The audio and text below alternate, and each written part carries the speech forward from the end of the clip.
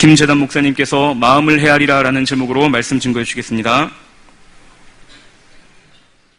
믿음의 고백으로 말씀 앞에 나아가겠습니다. 하나님 나를 사랑하신다. 하나님 내 인생에 크고 비밀한 계획 가지고 계신다.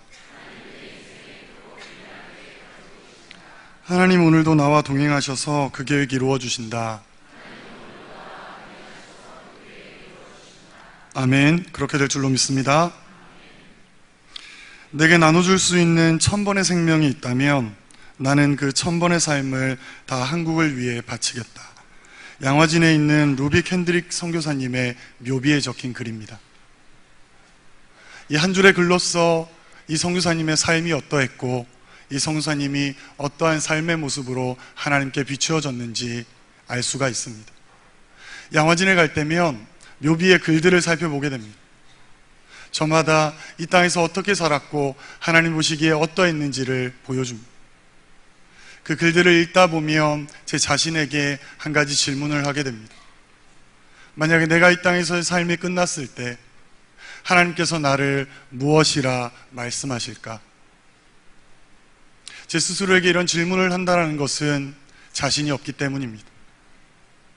내가 하나님의 부르심을 받아 하나님의 일을 한다라고 이야기하지만 그것은 나의 입장이고 하나님 보시기엔 어떠한지를 제가 자신 없어 하기 때문입니다. 오늘 본문은 예후라는 한 인물에 대한 하나님의 말씀을 보여주고 있습니다. 예후에 대한 평가입니다. 2절의 짧은 내용으로 되어져 있는 이 평가는 앞절과 뒷절이 상반되게 보여지고 있습니다. 앞부분인 30절에서는 정직하다, 잘하였다, 다 행하였다 라고 말씀하십니다. 뒷절인 31절을 보면 책망하십니다. 본문을 조금 더 쉽게 설명을 드리면 예후야, 내가 너에게 하라고 한 일을 내가 참 잘했어. 열심히 했고 마무리도 정말 깔끔하게 했구나. 그런데 있지 예후야, 너는 내 마음을 헤아리지 못했다. 너는 부족해. 그래서 너의 왕의 가문이 길지 못하고 4대밖에 되지 못하겠구나. 이렇게 말씀하시는 것이 바로 예후라는 인물을 향한 하나님의 평가입니다. 왜 잘했는데 안 된다라고 이야기하실까요? 잘했다고 했고 정직하다라고 하고 다 행하였다 말씀하시면서 왜 그를 책망하시는 걸까요? 저는 예후를 향한 하나님의 책망하심의 의미를 살펴보고자 합니다. 오늘 본문의 말씀들을 살펴보면서 하나님께서 이 말씀을 왜 우리에게 주시는지 다시 한번 그 의미를 살펴보는 시간을 가지도록 하겠습니다. 오늘 본문 30절 말씀을 함께 읽어보도록 하겠습니다. 함께 읽겠습니다.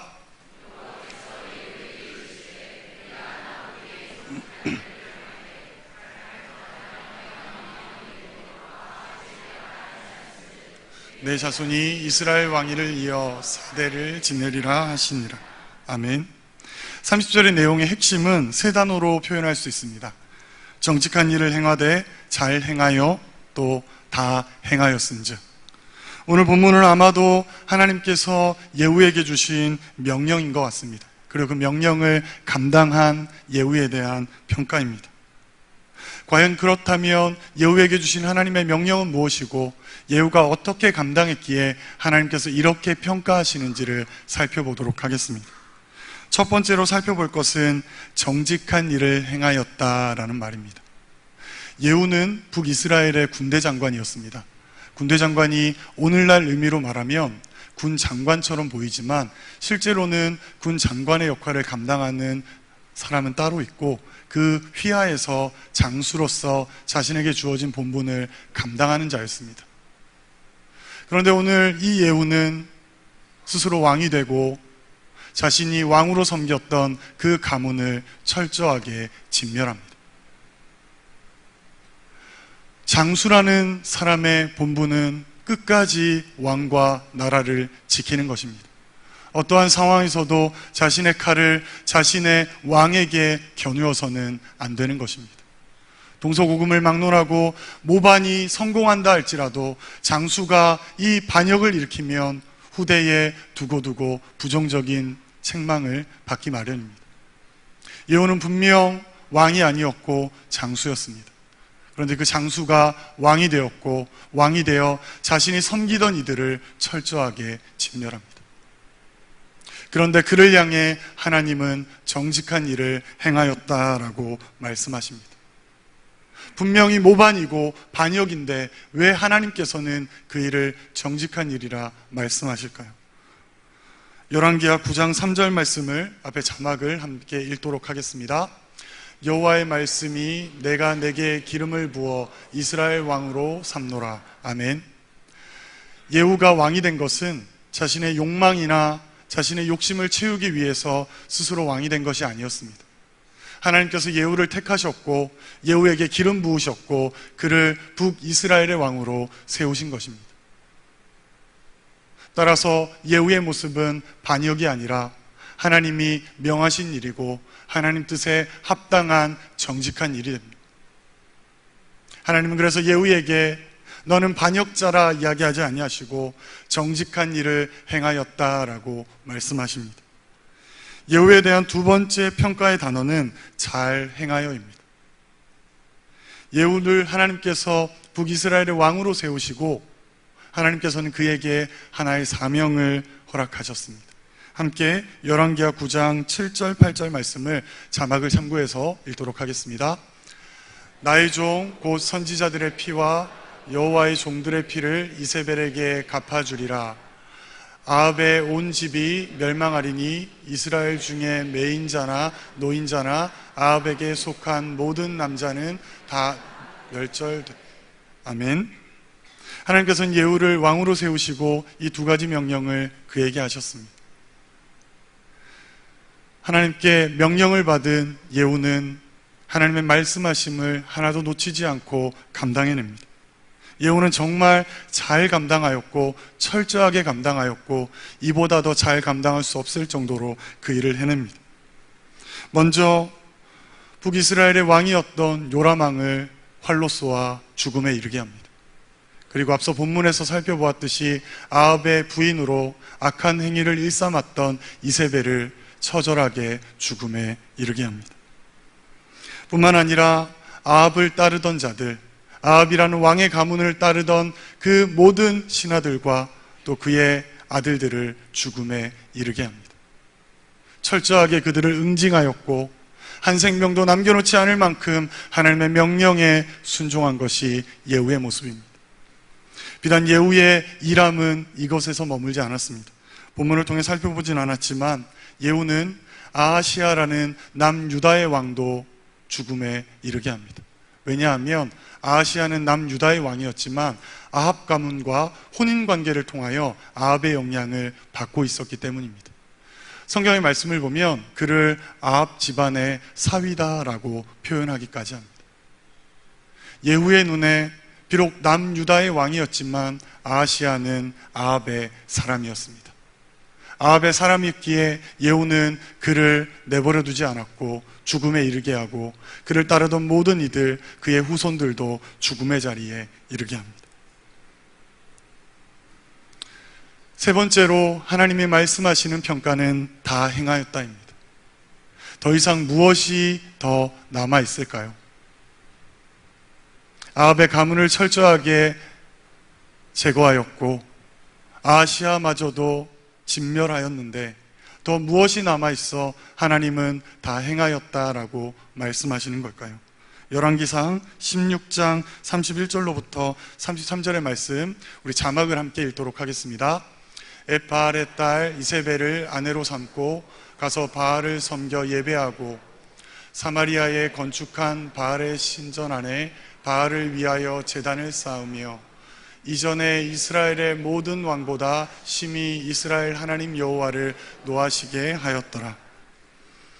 북이스라엘 왕으로 세워진 아합이라는 인물이 있습니다. 그런데 이 인물은 하나님 보시기에 너무나도 악한 왕이었습니다.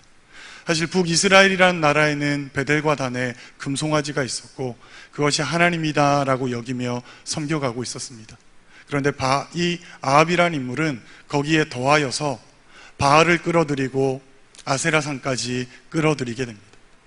그리고 이 아합은 바알을 의지하여 자신의 정권을 유지하려 합니다.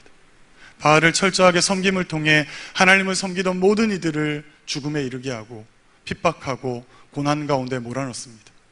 하나님의 뜻에 따라 하나님의 백성을 다스려야 할 이 아합은 자신의 뜻에 따라 바알을 세우고 그 바알을 통해 이스라엘을 다스리고 있었습니다. 한 손에는 정치적 권력을 붙들고 바알을 통하여 한쪽에는 종교적 권력을 붙들고 북이스라엘이라는 나라를 자신의 마음에 합당하게 다스린 것이 바로 아합의 모습입니다. 그리고 그 가운데 자신의 모습을 반대하거나 책망하는 자라면 그것이 하나님의 사람이라 할지라도 죽음에 이르게 하였고 핍박한 것이 바로 아합의 가문입니다. 이런 배경 속에서 예후는 아합의 집만을 허무는 것이 아니라 바알의 집도 허뭅니다. 바알의 신전과 바알을 섬기는 모든 이들을 철저하게 진멸합니다. 함께 말씀을 보도록 하겠습니다. 오늘 본문 열왕기하 10장 26절로부터 27절 말씀을 보도록 하겠습니다. 함께 보겠습니다. 시작.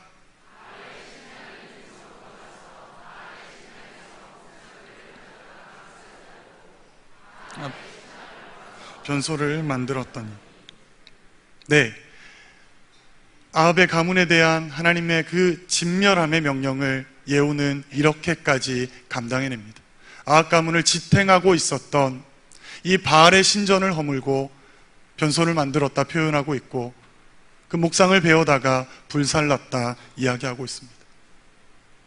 예후는 하나님의 명령을 받았고 그 명령을 이처럼 다 감당해내었습니다.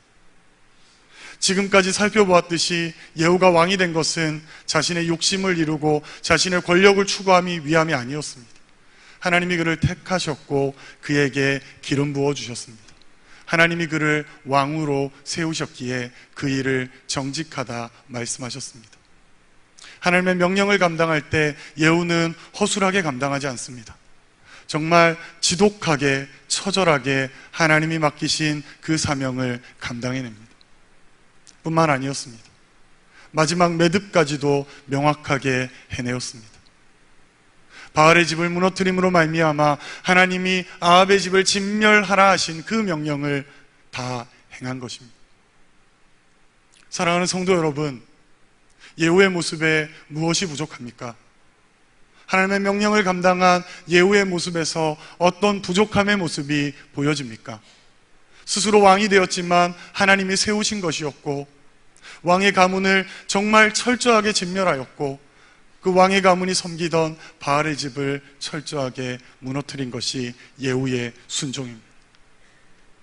무엇이 부족하기에 하나님은 이 예후를 책망하는 것일까요? 30절 후반절의 말씀의 그 내용은 결단코 칭찬이 아닙니다.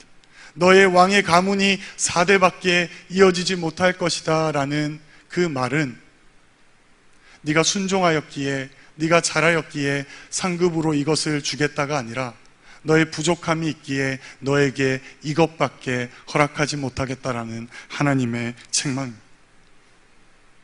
함께 31절의 말씀을 보도록 하겠습니다.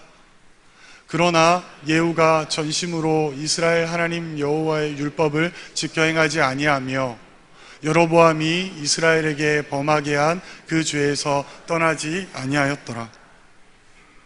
예후가 하나님께 책망받은 이유는 자신에게 맡겨진 사명을 잘 감당하지 못함이 아니었습니다. 31절의 말씀에서 우리에게 이렇게 이야기합니다. 여호와의 율법을 전심으로 행하지 못하였다. 그래서 여로보암의 죄로부터 벗어나지 못하였다.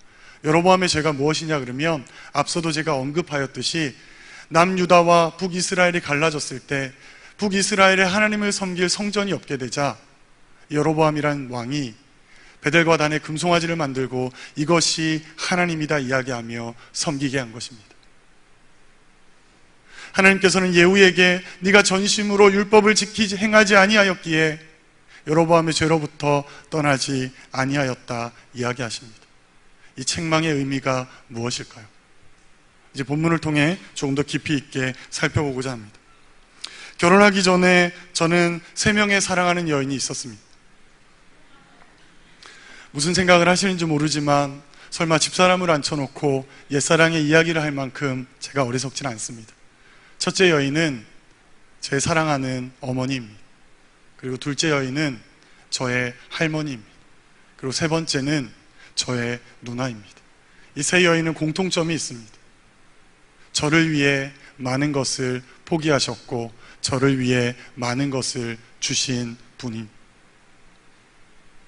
결혼하고 나서 비로소 알았습니다. 내가 그분들에게 정말 많은 것을 받고 또 지금까지도 받고 있다라는 생각을. 결혼하고 난 이후에 저에게 또 소중한 2명의 여인이 생겼습니다. 첫째는 제 아내이고요. 둘째는 제 딸입니다. 앞선 세 여인에 비해 이 두 번째 여인들에게는 제가 많은 것을 해주려 합니다. 두 여인들의 마음에 흡족할지는 모르지만 무언가를 하고 있습니다. 그런데 이 여인들이 저에게 무엇인가를 해달라는 요청을 들으면 제 마음이 덜컥 내려앉습니다. 왜냐하면 한 10번쯤 해주고 나면 한 7번은 해주고도 욕을 먹기 때문입니다. 저희 첫째 여인은 저에게 맛있는 걸 사달라고 합니다. 콕 집어서 무엇을 사주세요 하면 제가 세상 끝까지 가서 구해줄 마음이 있습니다. 그런데 자꾸 맛있는 걸 사달라고 합니다. 마음이 너무 힘이 듭니다. 그럼 그때부터 찾아야 합니다. 과연 그 맛있는 게 무엇일까? 예전 연애 때부터 기억을 되듬어서 예전에 좋아했던 게 무엇이더라? 무엇을 맛있게 먹었더라? 아니면 요즘 TV에 나오는 맛집이 무엇이 있는가 뒤져야 합니다. 그리고 몇 가지 생각이 나면 조심스럽게 묻습니다. 이거 맞아? 대답하지 않습니다. 마음에 부담을 가지고 묻다 보면 결론에 도달합니다. 대부분의 결론은 짜장면이나 떡볶이로 도달합니다. 저희 두 번째 여인은 저를 보면 두 팔 벌려 달려듭니다. 양손에 장난감을 가지고 뛰어듭니다. 그런데 이 딸과 장난감을 가지고 놀아줄 때, 특별히 게임을 할 때는 지켜야 될 철칙이 있습니다. 절대로 이겨서는 안 됩니다. 그리고 또 하나는 절대로 져서도 안 된다는 것입니다. 제가 게임에서 이기면 저희 딸은 아빠만 이긴다고 대성통곡하며 눈물을 흘립니다.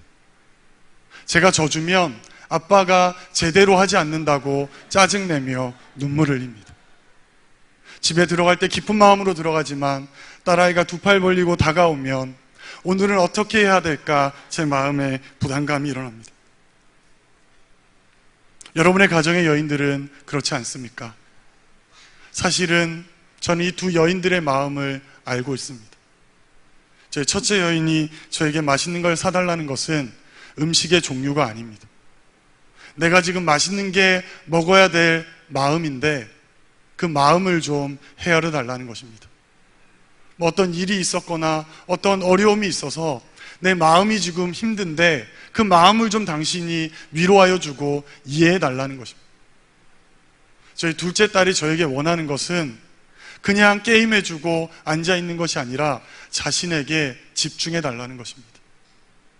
저희 첫째 여인이 맛있는 걸 사달라고 하면 시간을 내어 함께 식사하고 차 한잔 마시며 이런저런 이야기를 들어주면 됩니다. 듣다 보면 이 여인이 왜 나에게 맛있는 것을 사달라 이야기하는지를 헤아려집니다. 그러면 공감해 주고요. 내 힘으로 해줄 수 없는 것은 같이 아파해 주면 됩니다. 두 번째 여인이 원하는 그 장난감의 의미는요, 아빠의 손에 핸드폰이 내려오고 아빠의 손에 TV 리모컨이 내려오고 아빠의 손에 책이 내려오고 엄마와 이야기하는 것이 아니라 잠깐이라도 자기에게 집중해서 자기와의 시간을 보내달라는 것입니다. 마음의 문제입니다. 무엇을 사주고 무엇을 해주고가 아니라 이 두 여인이 저에게 원하는 것은 마음을 헤아려 달라는 것입니다. 그런데 그것이 가장 힘이 듭니다. 마음을 헤아리는 것이 저에게는 가장 힘이 들고 어쩌면 이 땅을 살아가는 한 제 평생에 감당해야 될 숙제가 아닐까 생각을 합니다. 성도 여러분, 다시 본문으로 좀 돌아오셨으면 좋겠습니다. 우리 31절의 말씀을 함께 읽겠습니다. 그러나 예후가 전심으로 이스라엘 하나님 여호와의 율법을 지켜 행하지 아니하며 여기까지만 보도록 하겠습니다. 예후가 책망받은 이유는 무엇이라고 말씀드렸을까요? 바로 여호와의 율법을 전심으로 행하지 않았기 때문입니다. 하나님께 책망받은 이유는 자신에게 맡겨준 그 일을 잘 못해서가 아니라 전심으로 여호와의 율법을 지켜 행하지 않았기 때문입니다. 성도 여러분, 율법이 무엇일까요? 가장 가까이 있는 우리 십계명을 한번 생각해 보셨으면 좋겠습니다. 1번부터 4번까지의 계명은 하나님을 사랑하라입니다. 5번부터 10번까지는 내 이웃을 사랑하라입니다.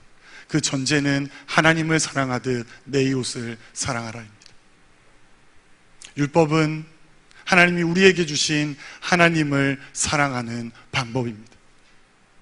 하나님께서 우리에게 율법까지 주시면서 사랑하는 방법까지 알려주시면서 하나님을 사랑하라 말씀하시는데 우리 인간은 하나님을 사랑하지 못합니다. 하나님은 방법까지 알려주셨는데 그 방법을 알면서도 우리는 하나님을 사랑하지 못합니다. 예후가 전심으로 여호와의 율법을 지켜 행하지 아니하였다 책망받은 것은 예후가 하나님을 전심으로 사랑하지 않음을 책망하신 것입니다. 사랑하는 성도 여러분, 하나님께서는 방법을 알려줘도 우리가 하나님을 사랑하지 못하게 되자 어떻게 하셨습니까? 자신의 독생자 예수를 십자가에 달리셨고 그의 죽음으로 말미암아 우리가 하나님을 사랑할 수 없으니까 하나님이 우리를 전적으로 사랑의 품으로 안아주셨습니다. 우리가 하나님을 사랑하지 못하니까 하나님이 우리를 사랑 안으로 끌어들여 주신 것이 바로 예수 그리스도의 십자가의 죽음이지 않습니까? 예후는 하나님이 맡겨준 그 일은 잘 감당했을지 모르지만 하나님이 예후에게 그 일을 맡기며 가지고 있으셨던 그 마음을 헤아릴 수 없었습니다. 왜냐하면 예후는 전심으로 하나님을 사랑하지 않았기 때문입니다. 사랑하는 성도 여러분, 과연 무엇이 하나님의 마음이었을까요? 과연 무엇이 하나님의 마음이어서 이 예후는 그 하나님의 마음을 감당해내지, 헤아려내지 못한 것일까요? 솔로몬 왕이 죽은 이후에 이스라엘은 남유다와 북이스라엘로 갈라지게 됩니다. 앞서서도 설명드렸지만 남유다에는 성전이 있어서 이스라엘 백성들이 잘 하나님을 섬길 수 있었습니다. 하지만 북이스라엘 왕들은 누가 왕이 되든지 간에 이 성전의 문제를 해결해야 됐기에 자신의 방법으로 무엇인가를 만들어내었습니다. 바로 첫 번째가 베델과 단에 있는 금송아지였습니다. 이스라엘 땅에 금송아지가 있는 것의 의미가 무엇일까요? 이스라엘은 비록 남과 북으로 갈라졌다 할지라도 하나님의 나라이고 하나님이 다스리는 곳이고 하나님의 백성들이 있는 곳이어야만 했습니다. 그런데 하나님의 나라에 하나님의 백성들이 하나님을 섬기지 않고 다른 잡다한 것들을 갖다 놓고 하나님이라 섬기고 있었습니다. 아합이라는 인물은 더 나아가서 바알을 끌어들이고 아세라를 끌어들이고 온갖 잡다한 것들을 하나님의 나라에 채우기 시작했습니다. 그리고 백성들에게 그곳을 섬기라 명령하였고 하나님을 섬기려는 이들을 죽음에 이르게 하였습니다. 하나님이 예후를 세우시고 아합의 집을 진멸하고 바알의 집을 진멸하라 하신 명령의 의미는 1차적으로는 아합과 바알의 모든 것들을 허물어버리는 것에 있지만 그 이면에 하나님의 마음은 하나님이 다스리는 이스라엘 땅에 하나님 이외에 다른 그 어떤 것도 존재하지 못하게 하라는 것이 하나님의 마음이었습니다. 너희가 하나님의 백성이 오직 하나님만 섬기고 하나님만 따르라는 것이 바로 하나님의 마음이었습니다. 예후는 하나님의 명령인 아합의 집을 허물고 바알의 집을 허무는 것까지는 정말 완전하게 감당하였지만 그 명령을 주시는 하나님의 마음을 헤아리지는 못했습니다. 만약 예후가 하나님의 마음을 헤아렸다라고 하면 베델과 단에 있는 그 금송아지들도 철저하게 허물 수 있어야 했습니다. 만약에 예후가 정말 자신을 세우신 분이 하나님이시고 하나님만 의지하면 자신의 모든 것을 감당케 하여 주실 것을 믿었다라면 베델과 단에 있는 금송아지로 백성들의 마음을 붙드는 것이 아니라 하나님을 사랑함으로, 하나님을 전심으로 사랑함으로 하나님이 주시는 힘과 하나님이 주시는 능력으로 이스라엘을 다스렸을 것입니다. 하지만 예후는 하나님을 전심으로 사랑하지 못했습니다. 그리고 하나님은 그러한 예후를 책망하십니다. 사랑하는 성도 여러분, 여러분의 삶은 어떠합니까? 하나님께서 만약 여러분을 심판대 앞에 지금 세우시고 저울로 달아보시면 여러분은 어떤 평가를 받으시리라 생각하십니까? 예후처럼 정말 열심히 무엇인가를 했는데, 내가 시킨 무엇인가를 감당했는데 내 마음엔 합당하지 않다 이야기하지 않으시겠습니까? 무더운 여름 집에 있는 것만 해도 힘이 드는데 이곳에 나와 하나님께 예배하는데 하나님이 우리의 예배를 보고 이렇게 말씀하시면 어떡합니까? 너희가 지금 이 자리에 앉아 있는데 이곳에 오는 그 수고를 감당했는데 너희의 마음이 내 마음과 다르구나. 만약 하나님이 여러분들에게 이렇게 말씀하신다면 어떻게 하시겠습니까? 한국교회 성도들은 참 열심히 많습니다. 뜨겁습니다. 주어진 일을 정말 잘 감당해냅니다. 제가 선교지의 사역을 감당할 때 외국의 선교사님들이 3년, 4년이 걸릴 일들을 한국 선교사님이 오시고 한국 성도 몇몇만 오시면 6개월 안에 이루어내셨습니다. 절대 지을 수 없다는 곳에 교회를 지으셨고 절대 할 수 없다는 그 모든 일들을 감당해내는 모습을 볼 수가 있었습니다. 멀리 갈 필요 없이 우리 성도들의 모습은 어떻습니까? 지난 한 달 여름 사역들이 진행되어져 왔습니다. 영유아부부터 시작하여 오늘까지 우리 다음 세대들의 여름 사역이 진행되어 왔습니다. 정말 많은 분들이 땀 흘리며 준비하셨고 수고하셨고 섬겨주셨습니다. 많은 분들이 물질로 도와주셨고 많은 분들이 기도로 협력해 주셨습니다. 그 일들이 진행되어지는 순간 많은 장례들도 있었고 교회에 많은 일들이 진행되어졌습니다. 그 일들을 감당하는 성도들의 모습을 보면 어찌 저렇게 잘 감당할 수 있을까 생각이 됩니다. 돈을 받고 해도 저렇게 못할 것 같은데 어떻게 저런 일들을 저렇게 감당할 수 있을까 제 마음에 의문이 생길 정도였습니다. 그런데 하나님이 저에게 이런 질문을 하시면 어떨까 생각을 합니다. 제담아, 참 수고했다. 설교 준비하느라 열심 내었고 많이 노력한 게 보이네. 그런데 있잖아, 네 설교가 내 마음이랑은 달라. 네가 열심히 수고하고 땀 흘리고 일했는데 그것이 나의 마음이랑은 달라. 이렇게 말씀하신다면 여러분은 어떻게 하시겠습니까?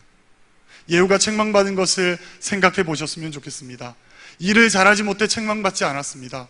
일을 완전하게 끝내지 못해 책망받지 않았습니다. 완전하게 매듭지었음에도 불구하고 하나님은 예후를 책망하셨습니다. 하나님을 전심으로 사랑하지 못했기 때문에, 하나님을 전심으로 사랑하지 못해서 하나님의 마음을 헤아리지 못했기 때문에.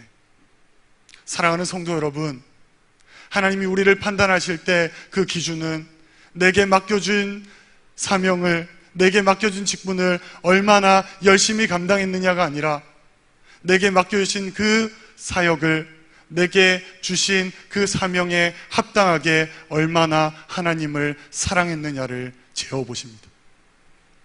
내가 얼마나 많은 일을 했냐가 중요한 것이 아니라, 내가 어떤 직분을 가지고 있느냐가 중요한 것이 아니라 그 일을 감당할 만큼 하나님을 사랑했느냐, 그래서 하나님의 마음을 헤아렸느냐. 내게 주신 직분을 감당할 만큼의 사랑을 하나님께 드렸느냐? 그로 말미암아 하나님의 마음을 헤아리고 하나님의 마음으로 내게 주신 그 직분들을 감당하고 있는지를 하나님은 재어보십니다. 그런데 많은 사람들이 하나님을 사랑하기보다는 하나님의 일에 열중하는 것 같습니다. 하나님의 말씀을 통해 하나님이 내게 주시는 그 뜻을 분별해내야 합니다. 말씀을 통해 나를 향하신 하나님의 계획을 분별하셔야 되고요. 말씀을 통해 하나님이 내 인생에 어떻게 일하시고 계신지를 깨달으셔야 되고요. 하나님께서 결국에 내 인생을 어떻게 이끌어 가실지를 말씀을 통해 아셔야 하잖아요. 정말 누군가를 사랑하면 그 사람을 알기 위해 모든 것을 집중하지 않습니까? 그렇게 집중하면 내가 사랑하는 사람의 마음이 헤아려집니다. 내가 누군가에게 사랑을 받지만 그 사랑을 받아줄 때에는 한 가지 전제가 있습니다. 저 사람이 나를 사랑한다라고 하는 행위와 말과 모든 것 중에 저 사람이 나의 마음을 헤아려주고 있구나라는 그 마음이 들 때 비로소 사랑을 받아주지 않습니까? 하나님은 우리에게 그것을 원하고 계십니다. 네가 열심히 무엇인가 하는 것이 중요한 것이 아니라 내가 너에게 그것을 시킨 마음을 헤아리라 라고 이야기하십니다. 사랑하는 성도 여러분, 헌신하지 말라라는 말씀 아닙니다. 직분을 내려놓으라는 것도 아닙니다. 오늘 말씀은 우리에게 이렇게 이야기하십니다. 너에게 직분이 주어졌으면 그 직분의 무게보다 더 하나님을 전심을 다해 사랑해야 한다. 하나님을 전심을 다해 사랑함으로 하나님의 마음을 헤아려야 한다. 너에게 어떤 일이 맡겨졌으면 그 일을 감당하고도 남을 만큼 먼저 하나님을 사랑해내야 합니다. 하나님을 사랑함으로 하나님의 뜻을 분별해야 하고요. 하나님의 마음에 합당하게 그 일을 감당해내야 합니다. 그런데 우리의 모습은 어떻습니까? 정말 열심을 다해 하나님을 섬기고 상처받습니다. 정말 열심을 다해 하나님 일하고 나서 좌절합니다. 정말 자신의 모든 것을 쏟아내어 하나님을 섬겼는데 하나님은 없다라고 이야기하며 하나님의 품을 떠나고 있지 않습니까? 하나님은 우리에게 하나님의 일을 완전히 하라 말씀하지 않습니다. 하나님의 일은 하나님이 하십니다. 우리가 말씀을 듣기 전에 믿음으로 고백하지 않으셨습니까? 하나님이 나를 통해 하나님의 그 계획을 이루어 주신다 말씀하고 그 말씀을 믿음으로 고백하지 않으셨습니까? 하나님의 일은 저와 여러분이 하는 것이 아니고요, 하나님이 하십니다. 그래서 나와 여러분이 없어도요, 그 일은 진행되어지고 그 일은 이루어집니다. 그런데 왜 우리는 하나님의 마음을 헤아리지 못할까요? 하나님을 사랑하는 게 먼저인데 하나님을 정말 전심으로 사랑해서 하나님의 마음을 헤아리고 그 하나님의 마음으로 하나님이 내게 주신 일을 감당해야 하고 내게 맡겨주신 직분을 감당해야 하는데 왜 우리는 하나님의 마음을 헤아리기보다 내 앞에 놓여진 일을 어떻게 할까, 어떻게 잘해낼까 고민하는 것일까요? 오늘 본문의 말씀은 우리에게 이렇게 이야기합니다. 일에 집중하지 말고 너는 전심을 다해 나를 사랑하라. 내가 나를 사랑하면 내 마음을 헤아릴 것이고 내 마음을 헤아리면 너에게 맡겨진 그 모든 일들을 내 마음에 합당하게 감당할 것이고 너에게 맡겨진 그 직분을 내 마음에 합당하게 감당하게 될 것이다. 그렇게 이야기하십니다. 우리가 하나님의 마음으로 우리에게 주어진 일들을 직분을 감당하지 못하니까 일하다가 쓰러지는 겁니다. 조금만 환경이 힘들어지면 좌절합니다. 누군가 한마디만 내던지면 모든 것이 무너져 버리지 않습니까? 하나님의 마음을 헤아리고 하나님의 마음으로 내게 주어진 일들을 감당하고 직분을 감당하면 주위의 상황이 어떠하든지 간에 누군가 나에게 고통을 주든지 간에 무슨 일이 벌어지든 간에 우리의 시선이 흔들리지 않습니다. 하나님 마음에 놓여지게 됩니다. 나를 넘어뜨리려고 하는 그 장애물들이 나를 하나님께 더 높이 올라가게 하는 디딤돌이 될 것입니다.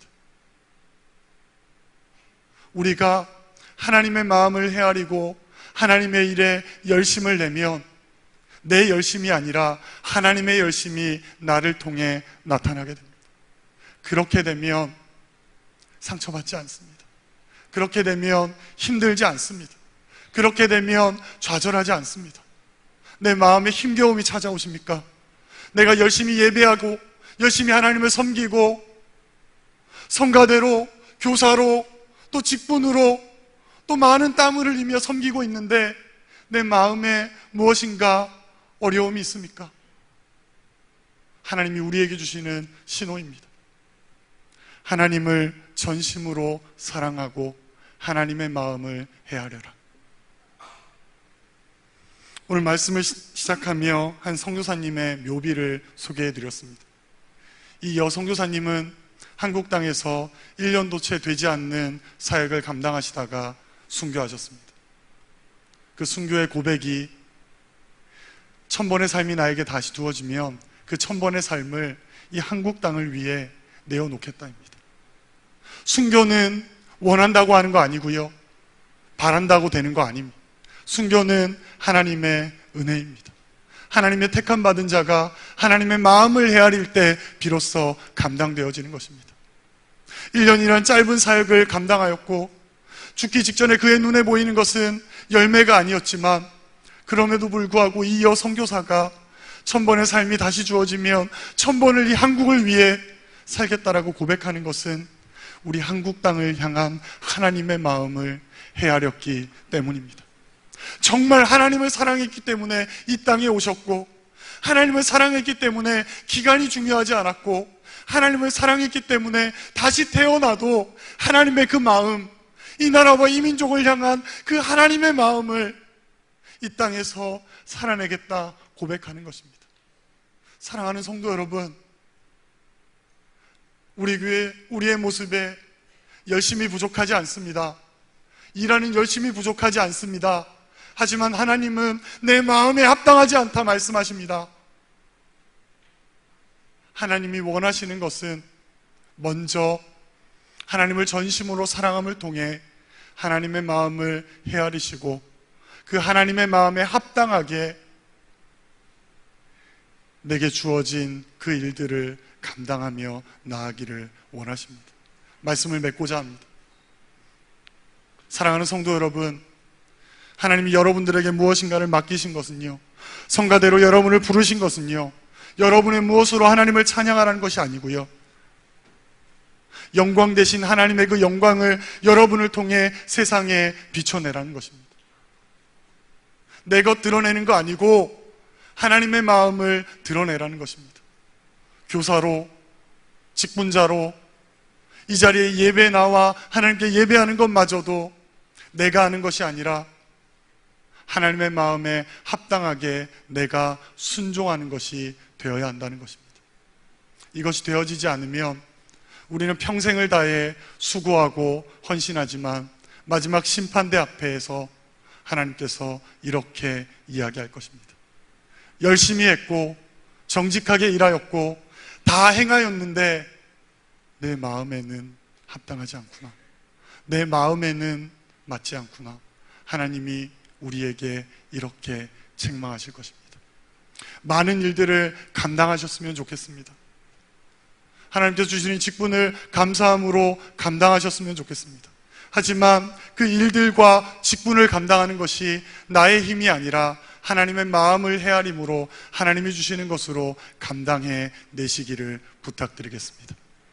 함께 찬양하며 기도하는 시간 가지겠습니다. 우리 아버지, 당신의 마음이 이 찬양 고백하시면서 내 마음의 시선을 하나님께로 좀 향했으면 좋겠습니다. 내 일함과 수고함의 그 방향이 하나님의 마음을 향했으면 좋겠고요, 그 마음을 고백해내셨으면 좋겠습니다.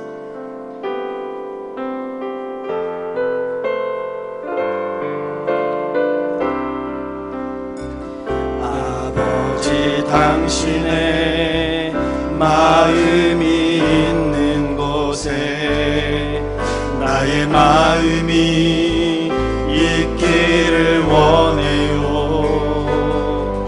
아버지, 당신의 눈물이 고인 곳에 나의 눈물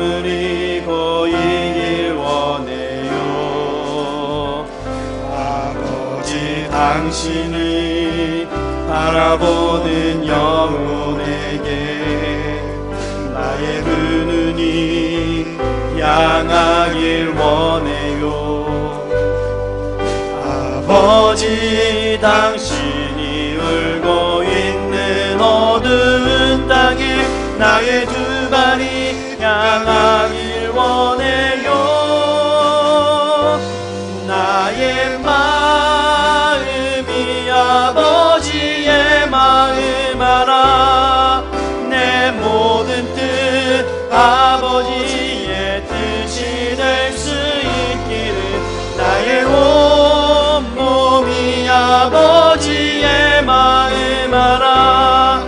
내 모든 삶 다시 한번 고백했으면 좋겠습니다. 아버지 당신의 마음이 있는 곳에 나의 마음이 있기를 원해요. 아버지 당신의 눈물이 고인 곳에 나의 눈물이 고이길 원해요. 아버지 당신이 바라보는 영혼에게 나의 두 눈이 향하길 원해요. 아버지 당신이 울고 있는 어두운 땅에 나의 두 발이 향하길 원해요. 나의 마음이 아버지의 마음 알아. 내 모든 뜻 아버지의 뜻이 될 수 있기를 나의 온몸이 아버지의 마음 알아. 내 모든 삶 당신의 삶 되기를. 사랑하는 성도 여러분, 하나님께서 오늘 말씀을 통해 우리에게 이렇게 말씀하십니다. 예후가 아합의 집을 진멸하였고 바알의 집을 진멸하였지만 내 마음을 헤아리지 못하여 여전히 하나님의 나라에 하나님이 아닌 다른 것이 존재하고 있구나. 사랑하는 성도 여러분, 여러분의 마음에 무엇이 있습니까? 하나님의 마음이 있습니까? 여러분의 욕심이 있습니까? 하나님의 마음을 헤아리기 위해 수고하십니까? 여러분의 무언가를 이루기 위해 수고하십니까? 지금 이 시간 기도했으면 좋겠습니다. 하나님 마음을 구하시고요, 하나님 마음을 헤아릴 수 있게 해달라고 기도했으면 좋겠습니다. 하나님 마음을 헤아리고 하나님이 맡기신 그 일들을, 직분을 감당할 수 있게 해달라 기도하는 시간 가지겠습니다. 기도하겠습니다. 사랑의 하나님 아버지,